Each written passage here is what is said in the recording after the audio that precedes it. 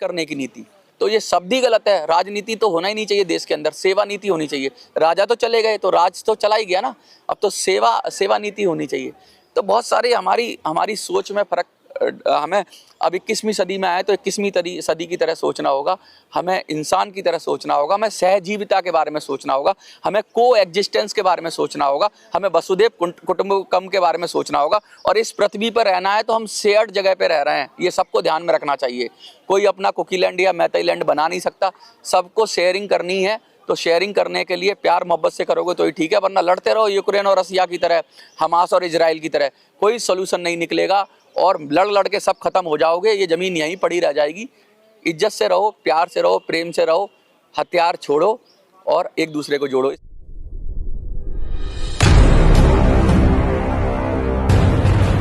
सभी साथियों को मनोज स्वराजी का नमस्कार। और आज फिर आया हूँ नई वीडियो लेकर, और नई वीडियो नहीं है, ये कंटिन्यूस वीडियो है। जो पहली वीडियो थी कुकीलैंड सॉल्यूशन पार्ट 1, उसको आप लोगों ने बहुत प्यार दिया, बहुत सराहा और बहुत सारे चीज़ों पर मैंने बात करी।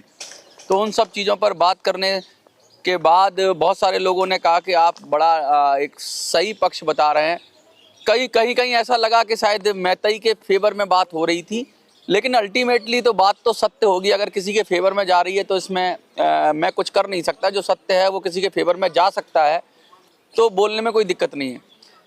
कुकी के इन फेवर में भी बात नहीं थी, क्योंकि कुकी कम्युनिटी से भी कुछ लोगों ने कहा, आगे बढ़कर कहा कि एक व्यक्ति ने लिखा, मैं उनका कमेंट कोट करना चाहूँगा कि हम कुकीलैंड की बात नहीं कर रहे हैं, हम सेपरेट एडमिनिस्ट्रेशन की बात कर रहे हैं। तो उनका भी धन्यवाद कि उन्होंने कहा, कम से कम क्लियर किया। लेकिन क्या ये सारी कम्युनिटी ऐसा ही सोच रही है? क्योंकि कभी कभी बीच में सेपरेट एडमिनिस्ट्रेशन की बात हो रही थी, फिर कुकीलैंड पे बात आ गई। ये बात कहाँ तक जाएगी?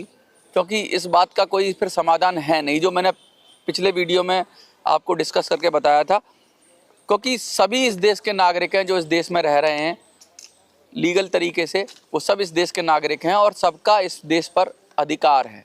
किसी एक कम्युनिटी का को बिल्कुल ही डोमिनेट करने का हक नहीं दिया जाना चाहिए, वो कोई भी हो। लेकिन कानून के जरिए कानून का राज होना चाहिए, और कोई अगर इस डेमोग्राफिक चेंज भी बदलना चाहता है तो वो भी नहीं बदला जाना चाहिए। इंटेंशनली कुछ गड़बड़ की जा रही हो, कुछ सिचुएशन चेंज की जा रही है, तो वो भी नहीं किया जाना चाहिए। देखिए, पिछले वीडियो में हमने एसटी स्टेटस की बात की, पॉपी कल्टीवेशन की बात की, इलीगल इमिग्रेंट्स की बात की, लैंड सैचुरेशन की बात की, सस्पेंशन ऑफ ऑपरेशन की बात की, हमने ऑटोनोमस काउंसिल या डिस्ट्रिक्ट काउंसिल की बात की, हमने सेपरेट एडमिनिस्ट्रेशन की बात की, हमने कुकीलैंड की बात की। लेकिन कुछ चीज़ें रह गई, जैसे डेमोक्रेसी रह गई, मल्टी पार्टी डेमोक्रेसी रह गई, और 26 जनवरी बिल रह गया। आज का वीडियो इसी के इर्द गिर्द होगा। और आज का वीडियो थोड़ा शायद आपको लगेगा कि शायद सब्जेक्ट से थोड़ा सा इतर हो रहा है, हट रहा है, लेकिन ये सब्जेक्ट से नहीं, ये डीप में जा रहे हैं, हम गहराई में जा रहे हैं। हम डेमोक्रेसी का चैलेंजेस की बात करेंगे कि डेमोक्रेटिक तरीके को और कैसे बेहतर बनाए, और किस तरीके से कोई ऐसा कानून होना चाहिए जिससे कि डेमोक्रेसी के अंदर सहजीवता आ जाए। मैं इंक्लूसिव डेमोक्रेसी की बात कर रहा हूँ। एक्सक्लूसिव डेमोक्रेसी, या कहते हैं कि जीतने वाले को ही सब कुछ दे देना या विनर को ही लीडर मान लेना, मैं उस विषय पे बात नहीं कर रहा हूँ। मैं इंक्लूसिव समावेशी लोकतंत्र की बात कर रहा हूँ, जिसमें ज़्यादा से ज़्यादा लोगों की भागीदारी हो और ज़्यादा से ज़्यादा लोगों को लगे कि हाँ, वो भी उसमें कुछ ना कुछ अपनी भागीदारी सुनिश्चित कर रहे हैं। ऐसा नहीं कि कुछ लोग ही रूल करें और फिर वो अपनी तरह से चीज़ों को चलाएं, तो ऐसा नहीं। तो इंक्लूसिव डेमोक्रेसी की मैं बात करूंगा। लेकिन उन सबसे पहले थोड़ा मैं बता दूं, एसटी स्टेटस के पे मैं थोड़ा ब्रीफ कर देता हूं। एसटी स्टेटस पे हमने जब बात की तो हमने बताया कैसे कि भाई एसटी स्टेटस को आप रोक सकते हो। और किन लोगों को? हम उत्तर भारत के लोग हैं या दक्षिण भारत के लोग हैं, अगर वो मणिपुर में जाकर कुछ खरीदते हैं तो वहाँ एसटी स्टेटस उन पर लागू हो जाना चाहिए कि भाई आप एसटी नहीं हो तो आप यहाँ नहीं आ सकते हैं, यहाँ कुछ एक्टिविटी नहीं कर सकते हैं, यहाँ कुछ लोकल कम्युनिटी की मर्जी के बगैर कुछ नहीं कर सकते। लेकिन वो जहाँ के जो लोकल लोग हैं वहाँ के जो कहते हैं कि प्रिमिटिव लोग हैं, वो चाहे मैतई हों, कुकी हों, उनके बीच में ये खाई नहीं होनी चाहिए एसटी वाली। क्योंकि ये खाई कहीं ना कहीं किसी के मन में ये बात तो पैदा कर ही देगी कि यार हमको रोका जा रहा है और इनको दिया जा रहा है। फिर बहुत सारी बातें निकलेंगी। देखिए, एक दूसरे पर अगर हम आरोप प्रत्यारोप लगाएंगे तो बातें तो निकलेंगी। फिर ये भी बात निकलेगी कि आप 200 साल पहले आए, आप 300 साल पहले आए। तो इन सब चीज़ों से अगर छुटकारा पाना है तो मुझे लगता है मैतई हो, कुकी हो, जो भी उस वैली एरिया में या उस पहाड़ों में रह रहा है, उन सबको उन पहाड़ों पर और वैली पे हक होना ही चाहिए। वो कहीं भी जाएं, कहीं कोई कानून उनको रोकना नहीं चाहिए, क्योंकि वो वहीं के लोग हैं और हजारों साल से वहाँ रह रहे हैं।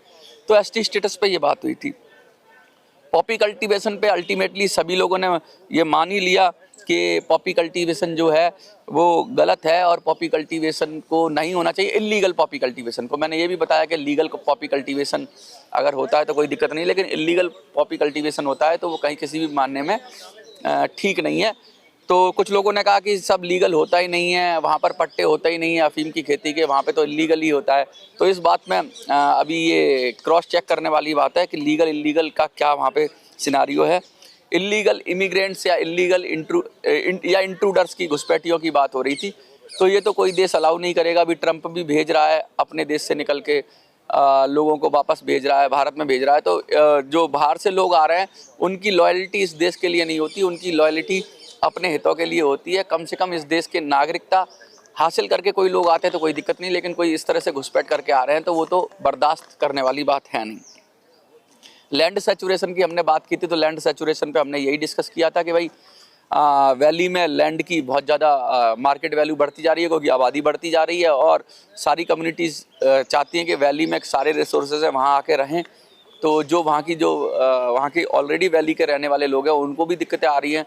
तो इसके लिए लैंड को का समाधान क्या होना चाहिए कि सबको सब जगह जाने का अधिकार, जो एसटी स्टेटस वाली बात है, वो मेंटेन कर देना चाहिए सबके लिए। मेरा तो ऐसा समझना है जो वहाँ के बासिंदे हैं, जो वहाँ सैकड़ों साल से हजारों साल से रह रहे हैं, उनके लिए ऐसी कोई सीमा आपस में नहीं होनी चाहिए। अब सस्पेंशन ऑफ ऑपरेशन की बात करेंगे तो भाई कानून का राज होना चाहिए, ना कि लोग अपने अपने हथियार उठाकर अपनी अपनी लड़ाई करें। तो ये कानून के राज की हमने बात की। फिर हमने बात की ऑटोनोमस काउंसिल की। ऑटोनोमस काउंसिल की जगह हम उस कहीं कहीं जिला डिस्ट्रिक्ट काउंसिल भी बोलते हैं और अलग अलग नामों से उसको बोलते हैं। तो वो ऑटोनोमस काउंसिल की बात भी बहुत ज़रूरी है, क्योंकि ऑटोनोमस काउंसिल ही एक ऐसा तरीका है जिससे कि ये जो गैप है, ये जो खाई है, वो कम की जा सकती है। किसी ने कहा कि भाई ऑटोनोमस काउंसिल तो हैं या डिस्ट्रिक्ट काउंसिल तो हैं, ऑलरेडी हैं, तो उनसे भी इन लोगों कुकी लोगों को सेटिस्फेक्शन नहीं हो रही। तो ऑटोनोमस काउंसिल को और राइट्स मिलने चाहिए, उनको और पावर मिलनी चाहिए उनके क्षेत्र में। सेपरेट एडमिनिस्ट्रेशन भी क्या है, ऑटोनोमस काउंसिल भी एक तरह का सेपरेट एडमिनिस्ट्रेशन ही है कि भाई कुछ गतिविधियां वो चला सकते हैं, कुछ नियम कायदे बना सकते हैं। तो ऑटोनोमस काउंसिल बहुत बढ़िया तरीका है। सेपरेट एडमिनिस्ट्रेशन की जगह अगर ऑटोनोमस काउंसिल को ही बेहतर कर दिया जाए, जिससे उनकी जो दिक्कतें हैं वो दूर हो जाएं, प्रशासन संबंधी दिक्कत है, तो मुझे लगता है ये सेपरेट एडमिनिस्ट्रेशन का भी पेच हट जाएगा।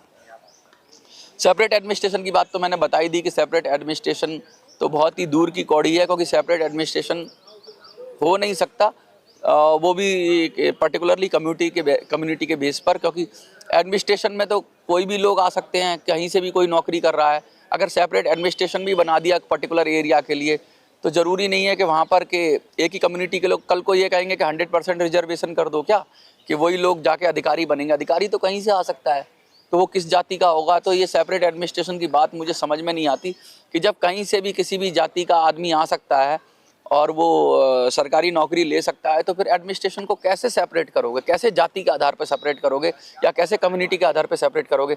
एडमिनिस्ट्रेशन ये ज़रूर है कि 2 एडमिनिस्ट्रेशन हो जाएं, लेकिन वो एडमिनिस्ट्रेशन कुकी बाहुल्य होगा या मैतई बाहुल्य होगा, इसकी कोई गारंटी है नहीं। तो ये एक अलग विषय है।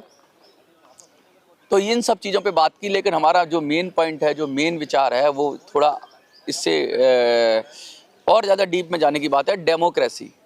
डेमोक्रेटिक चीज़ें क्या हैं। तो आज का वीडियो जो है हम वहीं डेमोक्रेसी से शुरू करते हैं कि डेमोक्रेसी है क्या और डेमोक्रेसी में इंक्लूसिव और एक्सक्लूसिव डेमोक्रेसी क्या होती है। देखिए, अभी हमारा सबसे ज़्यादा फोकस होता है चुनाव पर कि भाई चुनाव है तो डेमोक्रेसी है। डेमोक्रेसी को जोड़ा जाता है 2-3 शब्दों से कि भाई चुनाव हो गया, या फिर अल्पसंख्यकों के अधिकार सुनिश्चित कर लिए तो उसके लिए कोर्ट हो गया। लेकिन चुनाव क्यों? चुनाव का मतलब क्या होता है कि बहुत सारे लोग हैं, उसमें से एक को चुन लिया, वो चुनाव हो गया। मल्टी पार्टी डेमोक्रेसी में 5 लोग अगर चुनाव लड़ते हैं तो उसमें से एक को चुन लेते हैं, ये चुनाव होता है। ये एक को चुनना ही गड़बड़ का सारा वो कहते हैं गड़बड़ झाला एक को चुनने में। एक मैं एग्जाम्पल देता हूँ आपको कि एक विधानसभा में या एक लोकसभा में मान लीजिए 100 वोट हैं।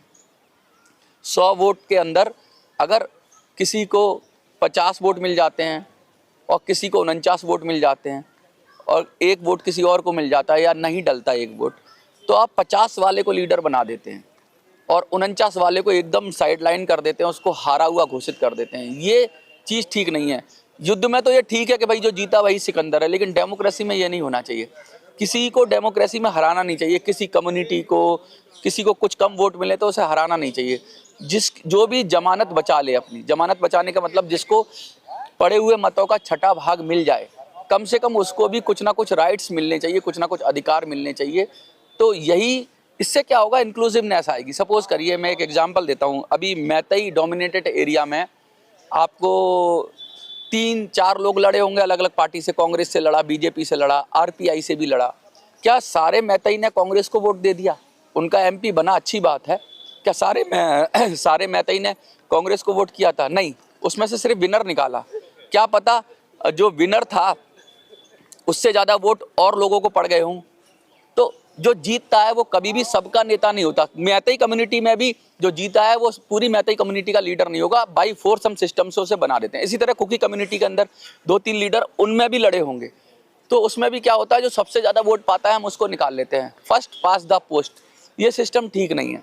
जो सबसे ज़्यादा वोट पाएगा वो पहले नंबर पर होना चाहिए, जो उससे थोड़े कम वोट पाएगा वो सेकंड नंबर पे होना चाहिए, और जो उससे कम वोट पाएगा वो थर्ड नंबर पे होना चाहिए। इससे क्या है, तीनों को पड़े हुए मतों के अनुपात में अधिकार मिलना चाहिए, तब तो हो जाएगी इंक्लूसिव डेमोक्रेसी। और एक्सक्लूसिव डेमोक्रेसी में ये है कि फेंक दो, जो हारता जा रहा है, हारा हुआ कह रहे हैं हम उसे, हारा हुआ नहीं है, उसे भी बहुत सारे लोगों ने पसंद किया है, तो उसको भी समाहित करने की व्यवस्था हमारे सिस्टम में नहीं है, उसको हारा हुआ कह के उसको फेंक देते हैं।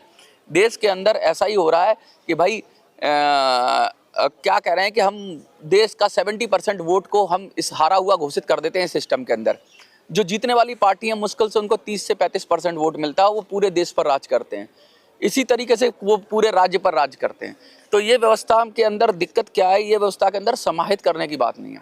मैं ये नहीं कह रहा कि जो जीत रहा है उसको आप उसको बराबर कर दो, जो हार रहा है या सेकंड नंबर पे रह रहा है। मैं कह रहा हूँ जिसको जितने मत मिलते हैं उसको उतना ही ऊपर, उसको उतनी ही पावर मिलनी चाहिए और पावर का बंटवारा होना चाहिए। अगर पावर का बंटवारा हो जाएगा तो लोग संतुष्ट हो जाएंगे और वो कहेंगे कि भाई ठीक है, पावर का बंटवारा हो गया, इसलिए अब लड़ाई झगड़ा नहीं करते हैं किसी को। वो समाज के अंदर भी हो सकता है, मैतई कम्युनिटी के अंदर भी अगर फर्स्ट सेकंड थर्ड रहते तो ये 3 लोग, तो मुझे लगता है अच्छा रिप्रेजेंटेशन मिलता। मणिपुर, इम्फाल में भी अगर जो सीटें थी वहाँ पर कांग्रेस के लोग जीते, दूसरे लोग भी होते तो अच्छा रिप्रेजेंटेशन मिलता। वो कैसे मिलेगा, उसके लिए कानून बनाने की ज़रूरत है, जिसे हम 26 जनवरी बिल कहते हैं। अब इससे होगा क्या, असल में क्या है कि अभी सारा फोकस सबका जीत पे लगा हुआ है। ये जो डेमोग्रेटिक ग्राफी का चेंज हो रहा है, ये जो आबादी बढ़ाने की कोशिश हो रही है, ये जो इलीगल इंट्रूडर्स आ रहे हैं, वो किस लिए आ रहे हैं? वो इसलिए आ रहे हैं कैसे ही हम अपनी आबादी बढ़ा लें और कैसे ही डोमिनेट कर लें, और डोमिनेट करने के बाद अगर जीत गए तो पूरे सिस्टम पर हमारा कंट्रोल हो जाएगा। तो ये जो पूरे सिस्टम पर कंट्रोल करने की जो हार जीत की होड़ लगी है, इसमें क्या है, साम दान दंड भेद, किसी भी तरीके से दूसरे को हराओ। हराना इतना जरूरी हो गया है कि जब तक जीतोगे नहीं तब तक तुमको अब तुम्हारा हक और अधिकार नहीं मिलेगा। लेकिन जीतने से ज़्यादा जरूरी है कि सफल होना। अगर आपको कहीं कोई एग्ज़ाम देते हो तो उसमें भी फर्स्ट सेकंड थर्ड आते हैं। ऐसा नहीं है कि एग्ज़ाम के अंदर एक जो जीता वही सिकंदर, बाकी सारे बंदर हो जाते हैं। तो उसमें भी कैटेगरी होती है कि फर्स्ट सेकंड थर्ड होता है। और ये हमारी जो लोकतांत्रिक व्यवस्था है इसमें भी कैटेगरी है। जैसे हमने सेंट्रल की गवर्नमेंट बनाई फर्स्ट लेवल पर, सेकंड लेवल पर हमने स्टेट की गवर्नमेंट बनाई, और थर्ड लेवल पर हम लोकल गवर्नमेंट बनाते हैं, जैसे ऑटोनोमस काउंसिल है या फिर हम नगर पालिकाएँ हैं। इस तरह की गवर्नमेंट वो किस लिए बनाते हैं कि ज़्यादा से ज़्यादा पावर का डिस्ट्रीब्यूशन हो, सत्ता का विकेंद्रीकरण हो। तो सत्ता का विकेंद्रीकरण बहुत ज़रूरी है। सत्ता के विकेंद्रीकरण से ज़्यादा सेटिस्फैक्शन मिलती है। मैं ये नहीं कह रहा कि सब चीज़ का विकेंद्रीकरण हो जाना चाहिए, फोर्स का, इसका, उसका। जो रक्षा की चीज़ें हैं, जो रक्षा की चीज़ें जैसे डिफेंस के लिए, उसका केंद्रीकरण होना ज़रूरी है। जैसे हमारी एक फोर्स के लिए कमांड बनाई गई, तो जब लड़ाई की बात आ जाती है, झगड़े की बात आ जाती है, देश की सुरक्षा की बात आ जाती है, तो देश को एकजुट हो जाना बहुत ज़रूरी है। लेकिन जब डेवलपमेंट की बात है, अब ये समझिए कि सपोज करिए कि मैतई समाज इम्फाल के अंदर, अगर वो लोग चाहते हैं कि इम्फाल के अंदर जो डेवलपमेंट हो वो उनकी तरह से हो, तो इसमें कोई दिक्कत नहीं है, मैतई समाज करे। अगर कहीं पे कुकी बहुतायत हैं तो वो वहाँ का निर्णय ले लें कि भाई वहाँ का वो कैसे डेवलपमेंट करेंगे। लेकिन इसको हमने कर चुके हैं ऑलरेडी ऑटोनोमस काउंसिल से। तो ये ऑटोनोमस काउंसिल तक तो ठीक था, लेकिन जब ये सेपरेट एडमिनिस्ट्रेशन की बात करने लगते हैं तो अलगाव पे चले जाते हैं। कहते हैं ना, किसी अति सर्वत्र वज्रते, मतलब अति किसी भी चीज़ की बुरी होती है। डेमोक्रेसी के अंदर हमें कम से कम ये समझना चाहिए कि हमारी लिमिट क्या है, और हमें एक भी रहना है और अनेक भी रहना है। तो अनेकता में एकता हमें ढूंढनी ही पड़ेगी, क्योंकि ये देश है ना अलग अलग जाति धर्मों का, संप्रदायों का, कम्युनिटीज का देश है। यहाँ पर 1-1 किलोमीटर पे बोली बदल जाती है, लोगों की मान्यताएं बदल जाती है, विचार बदल जाते हैं। तो इतने सारे लोग हम भारत में रहते हैं, मिलजुल कर रहते हैं। तो हमको ये समझना चाहिए कि हमें एक ऐसी व्यवस्था बनानी चाहिए जिसमें किसी भी कम्युनिटी को ये ना लगे कि उसका हक और अधिकार मारा जा रहा है। तो इसमें बहुत सारी चीज़ें लाई गई। रिजर्वेशन भी इसीलिए लाया गया कि भाई अगर कुछ लोग कमज़ोर हैं तो उनको रिजर्व किया जाए। ऑटोनोमस काउंसिल की कॉन्सेप्ट इसीलिए लाई गई, एसटी स्टेटस भी इसीलिए लाया गया। लेकिन इसका बेजा इस्तेमाल भी नहीं होना चाहिए। बेजा इस्तेमाल से मेरा मतलब है कि इसको मिसयूज भी नहीं होना चाहिए। जैसे एसटी स्टेटस का अभी आप लोगों को बांटने के लिए इस्तेमाल नहीं किया जा सकता। मणिपुर के लोगों को बांटने के लिए एसटी स्टेटस का इस्तेमाल नहीं किया जा सकता। मणिपुर वाले तो सभी पहाड़ों में रहते थे, हजारों साल से पहाड़ों में जाते रहे होंगे और आते रहे होंगे, लेकिन अब सडनली एक कानून आ गया कि ये वाले यहीं रहेंगे, वो वाले पहाड़ में जाएंगे। तो एक कम्युनिटी को दूसरी कम्युनिटी पर बड़ी थिन लाइन है। डोमिनेंट कानून के जरिए नहीं होना चाहिए। ऐसा कोई कानून नहीं बनना चाहिए जिसमें कि एक आदमी अपने आप को छला हुआ महसूस करे और दूसरा आदमी अपने आप को ताकतवर महसूस करे। तो ये नहीं होना चाहिए। सत्ता का संतुलन होना चाहिए, शक्ति का संतुलन होना चाहिए। दूसरी बात मैं ये कहूँगा कि जो हमारी सेंट्रल फोर्सेज हैं उनको भी एकदम कास्ट कम्युनिटी और इन सब से अलग हटके निर्णय लेना चाहिए। बहुत सारे आरोप लगे कि भाई पुलिस उनकी है, आर्मी उनकी है। तो सरकारों को ये सुनिश्चित करना चाहिए कि अगर इस तरह से होने लगेगा कि सब लोग अपना अपना एजेंडे से करने लगेंगे, फिर देश की कौन सोचेगा? फिर तो सब अपनी अपनी कम्युनिटी की सोचेंगे। और कम्युनिटी में भी 50 तरह के, कम्युनिटी के अंदर क्या बंटवारा नहीं होगा क्या? मणिपुर के अंदर 3-3 लोग खड़े हुए चुनाव में, तो क्या मैतई एक थे? सारे मैतई भी अलग है। मैतई में भी कितने लोग हैं अलग अलग। पांगल कम्युनिटी का सीएम है। किसी ने मुझे बताया कि पांगल कम्युनिटी मुस्लिम कम्युनिटी है, मैतई में बहुत कम है वो संख्या में। तो कहने की ये कितना सुंदर उदाहरण है कि भाई कैसे भारत में ही ये संभव हो सकता है। क्या आप कभी सोच सकते हो कि किसी अरब कंट्री में जाकर या कोई हिंदू व्यक्ति लीडर बन सकता है उनका? क्या आप सोच सकते हो ऐसा? ऐसा संभव है। यहाँ तक कि अमेरिका के अंदर भी एक अश्वेत को राष्ट्रपति बनने के लिए 200-300 साल लग गए। ये भारत के अंदर ही ऐसा हो सकता है, ये भारत की कल्चर में ही हो सकता है, ये भारत की भूमि पर हो सकता है। तो यहाँ की जो कल्चर है ना, आयातित रिलीजन हो, बाहर के रिलीजन हो, वहाँ वो कॉन्सेप्ट नहीं है। वहाँ पर एक तरह की किताब है, एक तरह के उनके पैगंबर हैं। लेकिन यहाँ भारत में है, यहाँ पर बहुत आज़ादी है। धर्म के मामले में भी आज़ादी है, पूजा पद्धति के मामले में आज़ादी है। आप अपनी तरह से जी सकते हो। असली लोकतंत्र भारत ही सिखाता है मिलजुल के रहने का। तभी तो हम कह सकते हैं गर्व से कि वसुधैव कुटुंबकम। तो इसके अंदर एक कम्युनिटी डोमिनेट नहीं करती है। अगर कोई बड़ी कम्युनिटी होती है तो उसका काम होता है अपनी छोटी कम्युनिटी को प्यार से, भाईचारे से रखे। लेकिन अगर कोई उसका नाजायज फ़ायदा उठाएगा तो ये गलत है। अब ये जो बहुसंख्यक हैं वो ऐसे नहीं सोचते हैं कि हम अल्पसंख्यकों पर अत्याचार करेंगे। ऐसा इस देश में कभी नहीं हुआ। इस देश में अगर ऐसा होता तो जो बाहर से आने वाले धर्म है वो शायद इस देश में सर्वाइव ही नहीं कर पाते, आगे बढ़ ही नहीं पाते, फैल ही नहीं पाते। वो फैले क्यों? क्योंकि हमने उन्हें भी स्वीकार किया। आप भी आओ, आप भी अपनी तरह से जियो। लेकिन अगर कोई आकर हमारे ऊपर और हमारी कल्चर को ही बदलने की कोशिश करेगा और ये जो सर्वधर्म संभाव का सिद्धांत है इसको ख़त्म करने की कोशिश करेगा तो फिर प्रतिक्रिया तो होगी, और प्रतिक्रिया डिफेंस में होगी। मैंने जो भी देखा, मैंने ये देखा कि मैतई समाज ने कहीं भी ऐसा नहीं लगा मुझे, मैंने जो भी खबर देखी कि मैतई समाज कोर्ट के रास्ते से गया और उन्होंने एसटी स्टेटस की मांग की। वो उनका लीगल राइट था, लेकिन उसको रोकने के लिए आप मार्च निकाल रहे हो। तो क्या ये ठीक है? एक मेजॉरिटी है जो जिसको लगता है कि भाई मेजॉरिटी है कि उसको लगता है कि भाई लीगली मेरे साथ कुछ रॉन्ग हो रहा है, तो वो कोर्ट के रास्ते जा रही है। तो मेजॉरिटी की थोड़ी तो रेस्पेक्ट करनी पड़ेगी। जो ज़्यादा संख्या में है उनकी थोड़ी तो रेस्पेक्ट करनी पड़ेगी, कानूनी रेस्पेक्ट तो करनी पड़ेगी।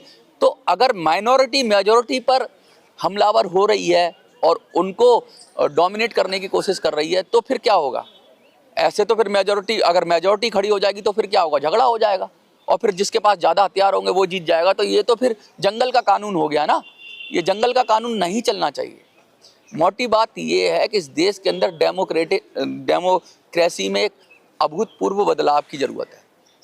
एक कानून लाया जाना चाहिए जिसे हम 26 जनवरी बिल कहते हैं। हम ये कहते हैं कि इस देश में जो भी अपनी जमानत बचा ले, जो भी व्यक्ति अपनी जमानत बचा ले और उस जो भी व्यक्ति कहते हैं कि इतने वोट पाले कि उसको छठा भाग मिल जाए, उसको भी कानूनन रूप से कुछ ना कुछ सत्ता में भागीदारी मिलनी चाहिए, चाहे कम मिले।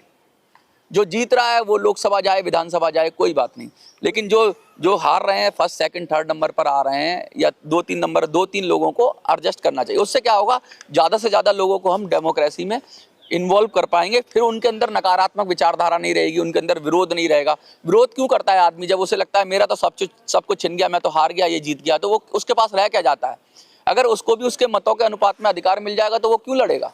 वो अपना काम करेगा, सब अपना काम करेंगे, सब अपना काम करेंगे तो देश डेवलप करेगा। अब कुछ लोग तो बन जाते हैं किंग और कुछ लोग रह जाते हैं जमीन पर, तो फिर झगड़ा होने वाली बात है ना कि भाई कुछ लोगों में सत्ता केंद्रित हो जाती है। तो यही मैं ये कहना चाहता हूँ कि हर कम्युनिटी के अंदर भी डिवाइड होता है। अब जैसे मैतई के अंदर भी फर्स्ट सेकंड थर्ड लोग रहे होंगे, उनको तो सारे यहाँ पर प्रोटेस्ट करते हैं। कुछ लोग ऐसे हैं जो कहते हैं सबको मिलजुल कर रहना चाहिए, कुछ लोग एक्सट्रीमिस्ट हैं, वो कहते हैं नहीं नहीं हमारी कम्युनिटी की बात होनी चाहिए। तो हर तरह के समाज में लोग हैं, लेकिन अल्टीमेटली क्या होना चाहिए कि सबको मिलकर सबको लेकर चल सके, वो आगे बढ़ना चाहिए। मैं आपको एक एग्जांपल देता हूँ। क्या जैसे मैंने अभी मैतई का एग्जांपल दिया कि उन्होंने पांगल जो मुस्लिम कम्युनिटी के वो भी चीफ मिनिस्टर बन गए, तो क्या ऐसा हो सकता है इस देश के अंदर के अल्पसंख्यक हैं वो भी बड़े पदों पर पहुंच जाएं? अगर 26 जनवरी बिल होगा तो ऐसा हो जाएगा। एक एग्जाम्पल के जरिए बता देता हूँ मैं आपको। सपोज करिए दिल्ली का मटिया महल का इलाका है और मटिया महल इलाके के अंदर मैं अक्सर एग्जाम्पल देता हूँ कि वहाँ मुस्लिमों की संख्या बहुत ज़्यादा है, हिंदुओं की संख्या 15 से 20% ही होगी उस सीट पर, एक विधानसभा सीट पर। तो कभी भी कोई भी पार्टी क्योंकि जीत नहीं सकता वो कैंडिडेट, तो उसको टिकट तो मिलेगी नहीं हिंदू को, वो कि 10-15% से जीत तो सकता ही नहीं। तो वो हमेशा ठगा हुआ हिंदू हमेशा ये कहेगा कि इन्हीं का राज है, इन्हीं का राज है। लेकिन अगर उसको उसका हक और अधिकार मिल जाए, यानी वो तीसरे नंबर पर भी आ जाए, 15% वोट का मतलब है 16-17% वोट पर जमानत बच जाती है। अगर 16-17% वोट अगर बचा लेता है तो वो हिंदू भी कहने को सत्ता में थोड़ी बहुत भागीदारी करेगा और फिर वो सब इलाकों में काम करेगा, मुस्लिम इलाकों में भी काम करेगा, हिंदू इलाकों में भी काम करेगा। सपोज करिए कि जो हिंदू कम्युनिटी का बंदा है वो अच्छा काम कर रहा है मुस्लिम इलाकों में और जो मुस्लिम कम्युनिटी का बंदा है वो अच्छा काम नहीं कर रहा है, तो कौन बढ़ेगा आगे? मुस्लिम कम्युनिटी में हिंदू व्यक्ति आगे बढ़ेगा। तो अगर ऐसी व्यवस्था होगी तो कर्म के आधार पर व्यवस्था चलेगी। इसमें यह भी हो सकता है कि शायद कुकी कम्युनिटी का भी सीएम बन जाए, कोई सेपरेट एडमिनिस्ट्रेशन की बात ना हो, कम्युनिटी के बेस पे नहीं होगा, कर्म के बेस पे चलाओ व्यवस्थाएं। अगर कर्म के जो अच्छा हो, जो सबको प्यार करे, सबका सम्मान करे, सबको अच्छी तरह से रखे, वो चाहे कुकी कम्युनिटी का हो, चाहे वो मैतई कम्युनिटी का हो, वो किसी भी कम्युनिटी का हो, उसको उसी को नेतृत्व मिलना चाहिए, ना कि जाति के आधार पर, धर्म के आधार पर, कम्युनिटी के आधार पर इस पर नेतृत्व मिलना चाहिए। ये लगातार मैं बात कहता रहा हूँ और ये बात तब होगी जब हम इंक्लूसिव डेमोक्रेसी की बात करेंगे। ये सारी जो समस्याएं आ रही हैं, ये आ रही हैं कि किसी पृथकता की समस्या, अलगाव की समस्या, ये क्यों आती हैं कि कभी कभी किसी को डोमिनेंस ज़्यादा लगता है तो अलगाव की समस्या आ जाती है, अंतर विरोध की समस्या आ जाती है, कहते विपक्ष की समस्या आ जाती है। देश में विपक्ष की ज़रूरत क्या है? देश में तो सारे अलग अलग पक्ष हैं। आप किसी को पक्ष बनाते हो, किसी को विपक्ष बनाते हो, फिर लड़ते हो आपस में। भाई ये एक अलग पक्ष है, ये अलग पक्ष है, लड़ेंगे क्यों? कॉम्प्लीमेंट्री भी तो हो सकते हैं एक दूसरे के। हम विरोधी होने से अच्छा है एक दूसरे के पूरक भी तो हो सकते हैं। तो ये सोचने वाली बात है कि सूरज और चांद एक दूसरे के विरोधी थोड़ी ना है। सुबह सूरज निकलता है, शाम को चांद निकलता है, एक दूसरे के पूरक भी हो सकते हैं, कंप्लीट भी हो सकते हैं। कुकी और मैतई एक दूसरे के विरोधी ही क्यों हैं? क्या एक दूसरे के पूरक भी हो सकते हैं? हो सकते हैं। कुकी से कुछ चीज़ें मैतई के काम आ सकती हैं, मैतई से कुछ चीज़ें कुकी के काम आ सकती हैं और एक दोनों को मिलकर विकास कर सकते हैं, डेवलपमेंट कर सकते हैं, एक दूसरे को मजबूत कर सकते हैं। अगर लड़ेंगे तो एक दूसरे को कमज़ोर करेंगे, लड़ने में दोनों ही पक्ष कमज़ोर होते हैं।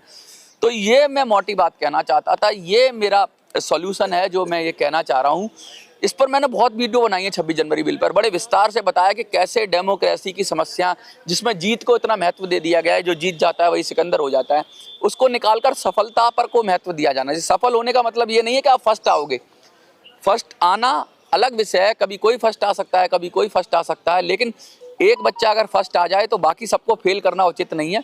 उनको भी उनके मिले हुए मतों के अनुपात में हक और अधिकार मिलना चाहिए, मैं ये बात कह रहा हूँ। रही बात कुकी और मैतेई समाज की, तो अभी इस समय जो मेरा पूरा परसेप्शन है, मुझे ऐसा लगता है, परसेप्शन ही कहूँगा मैं, कि कुछ लोग कहते हैं तुम क्या मणिपुर आए हो, तुमने देखा है, कि मुझे मैतेई का पक्ष ज़्यादा स्ट्रॉन्ग लगता है कुकी के मुकाबले। वो ज़्यादा मुझे लिबरल लगते हैं, वो ज़्यादा कहते हैं कि उनके अंदर अलग अलग तरह के लोग बात भी कर सकते हैं, लेकिन कुकी कम्युनिटी के अंदर तो एक तरह का उन लोगों पर ही वो कहते हैं अंकुश लगा देते हैं जो अलग हटके आ जाएं। अगर मैं किसी का इंटरव्यू लेने जाता हूं तो मैतेई समाज के लोग खुलकर बोल देते हैं चलो कुकी के साथ रहना पड़े, हम लोग साथ रहेंगे, वर्षों से साथ रह रहे हैं। लेकिन जब कुकी समाज के अंदर से मैं इंटरव्यू लेने की कोशिश करता हूँ तो बहुत लोग तो बोल ही नहीं सकते। एक लेडी थी, तारा नाम की शायद लेडी थी कुकी समाज से, जिनका मैंने इंटरव्यू किया, तो उन्होंने कहा हमें सेपरेट एडमिनिस्ट्रेशन की ज़रूरत ही नहीं है, हमें कुकी लैंड की ज़रूरत ही नहीं है, अगर हम सब मिल बांट के रहें, अच्छे से रहें, अगर हम सहयोग से रहें तो हमें ये ज़रूरत ही नहीं है। तो कहने का मतलब है ज़्यादा आवाज़ अगर दबाई जा रही है किसी कम्युनिटी के अंदर, तो वो मुझे लगता है कुकी कम्युनिटी के अंदर लोगों की, जो लिबरल लोग हैं, उनकी आवाज़ दबाई जा रही है। मैतेई फिर भी बोल पा रहे हैं और वो दोनों पक्षों की बात कर रहे हैं। इसलिए मैं कहता हूँ कि भाई इस देश के अंदर सबकी बात होनी चाहिए, कुकी मैतेई की बात नहीं होनी चाहिए। मैतेई लैंड की बात मांग नहीं कर रहे हैं, वो मणिपुर की बात कर रहे हैं, और कुकीज़ कुकी लैंड की बात कर रहे हैं। तो इसी से दोनों पक्षों के अंदर आपको अंतर समझ में आता है। बहुत सारी मैंने बात है कि आपको लगेगा एक पक्ष की तरफ झुकाव है या दूसरे पक्ष की, लेकिन सत्य की तरफ जाना पड़ेगा। अगर वो किसी का पक्ष भी चला जाता है, अगर मैं सत्य की बात करूं और वो किसी के पक्ष में चली जाती है, तो मुझे उसमें कोई आपत्ति नहीं, मैं सत्य जरूर बोलूँगा जो मुझे लगता है। क्या लगता है आपका सत्य आपका अपना हो सकता है, लेकिन बहुत सारे लोग मेरी बात से असहमत होंगे, बहुत सारे लोग मेरी बात से सहमत होंगे, लेकिन जो भी मेरी बात से असहमत है या सहमत हो वो कमेंट में लिखिए, जिससे मैं और अपने आप को बेहतर कर सकूं। और मैं कोई निर्णय करने वाला नहीं हूं, मैंने सिर्फ अपना पॉइंट ऑफ व्यू रखा है। मैं ये नहीं करा कि ऐसा ही होगा, मैंने पॉइंट ऑफ व्यू रखा है। बहुत सारे लोग असहमत हो सकते हैं, बहुत सारे लोग सहमत हो सकते हैं, इवन मैतेई भी बहुत सारे असहमत हो सकते हैं। उनको लगेगा कि यार ये कैसी बात कर रहे हैं कि कुकी कैसे चीफ मिनिस्टर बन सकता है। तो मैं उनको वही बताना चाहूँगा कि जब पांगल बन सकता है तो कुकी भी बन सकता है। तो ये व्यवस्थाएं तभी होंगी जब 26 जनवरी बिल होगा।